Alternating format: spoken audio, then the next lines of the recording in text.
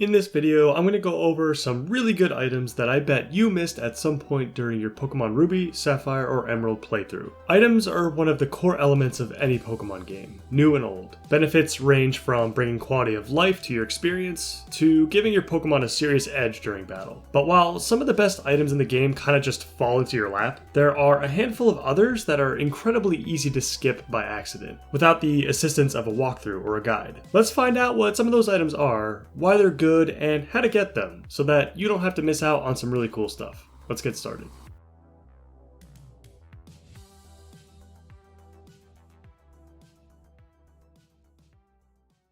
Convenience is king, and there's really nothing quite as convenient as leveling up the Pokemon you want without actually having to use them in battle. The experience share is something that many of us may take for granted nowadays, with the newer games not only incorporating the effect right from the start of your journey, but also applying the extra experience gained across your entire party. Be that as it may, it cannot be understated how incredibly convenient it is to have the experience share in its original form while playing the older titles, and the earlier you obtain it, the better. Luckily, for the Generation 3 games, this iconic item can be acquired very, very early, before you enter the second gym in fact. Unfortunately, it is also very, very easy to not even know that it exists. The acquisition of the experience share actually begins all the way back in Petalburg Woods when a grown man cowers in fear behind your 10-year-old body as you save him from being mugged by another grown man playing pirate. You will eventually help this same man again soon after defeating the first gym, and his boss, Mr. Stone, gives you a device called the Pokénav as a reward. Mr. Stone then goes on to ask you to deliver a letter to his son in Dewford Town. So you move on to Dewford Town, head into Granite Cave, and deliver the letter to his son Steven,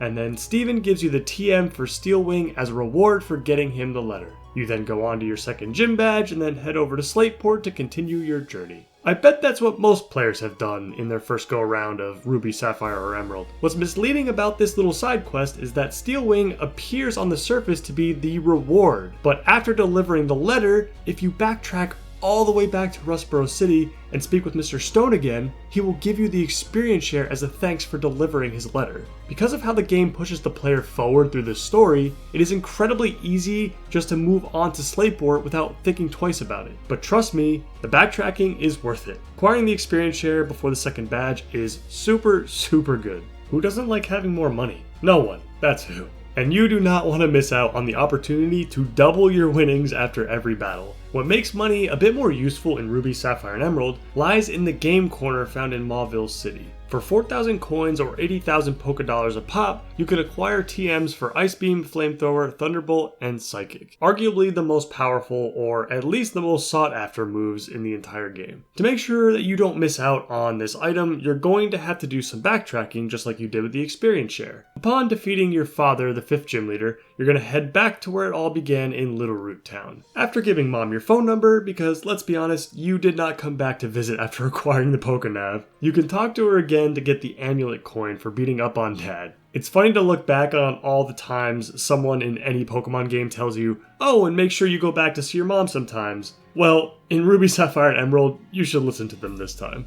Mystic Water may not be the best item on this list, but it's still very useful, just as all type boosting items can be in any Pokemon game. Boosting water type attacks in general is particularly good, and usually better than boosting most of the other types in my opinion. But to be honest, I just thought the reason for potentially missing this item was just too comical not to leave off the list. Quick show of hands. How many of you actually used Cast Form in any extent during your first few playthroughs of Ruby, Sapphire, or Emerald? Hello? Anyone there? I'm sure there are some of you out there that really enjoy using this little guy.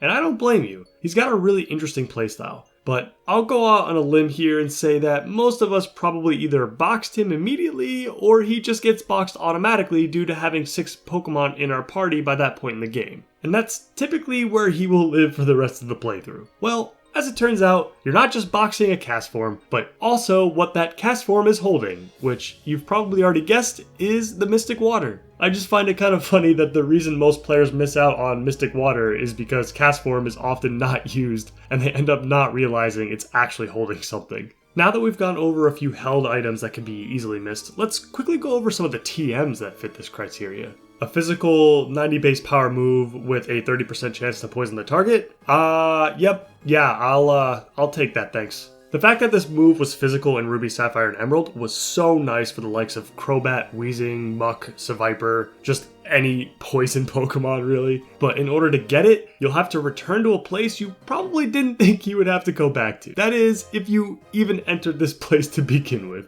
After defeating your dad for the 5th gym badge, you acquire the HM for Surf, and you can now start navigating through the water routes between Petalburg and Slateport. But I bet you didn't think about stopping by Dewford Hall again, did you? Well, if you do, there's a man inside that you could talk to get the TM for Sludge Bomb. And he literally just gives it to you too. No little quest or anything. The first time you entered this place back when you first entered Dewford Town, there wasn't much to see or do. There certainly weren't any rewards that anybody was offering. This is why Sludge Bomb is very easy to miss, because you didn't have much of a reason to go back there and talk to anybody. Unless, of course, you were really into what was trending in the Hoenn region that day. Honestly, I don't think Thunderbolt needs an explanation. 90 base power, 100% accurate, chance to paralyze. There's a million water types in these games to use it on. It's just fantastic in any game you get it. But watch here. This is how easy it is to miss out on Thunderbolt in these games.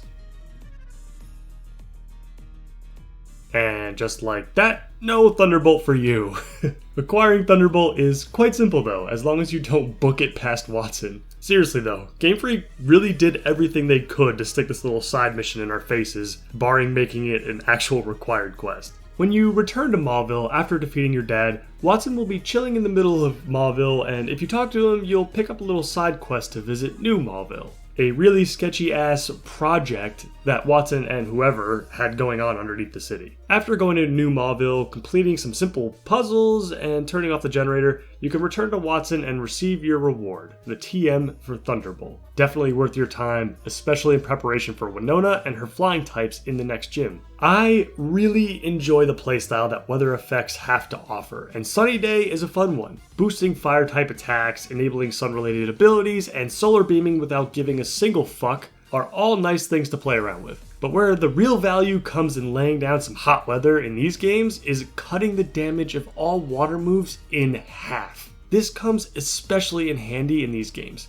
particularly in Emerald with an extra water boss on top of all the other water types you'll encounter in the later section of the game. You can find the TM for Sunny Day located in the Scorched Slab, and I'm sure there's plenty of you out there wondering, the Scorched what? I still to this day pass this area all the time. The Scorched Slab is a small cave located on Route 120 right outside of Four Tree City. A short surf away and you're there. And Sunny Day is just sitting in the middle of the room. It's so easy to get to, but I think it's similar to why the experience share is missed. When you initially get the Devon scope from Steven, your first thought is, oh, I can go take on the next gym now. And you end up forgetting that the water below you is now accessible after obtaining that item. That, or you guys are just too lazy to deal with that other Kecleon that's in the way. And with that, this video is now over. I don't know about you guys, but I for one have missed every single one of these items multiple times, especially when I was a kid playing these games without a guide. But I've learned a lot over the years, and I'm really glad I know where these items are now, because they are some of my favorites from this generation. Please like the video and subscribe to the channel if you enjoyed it,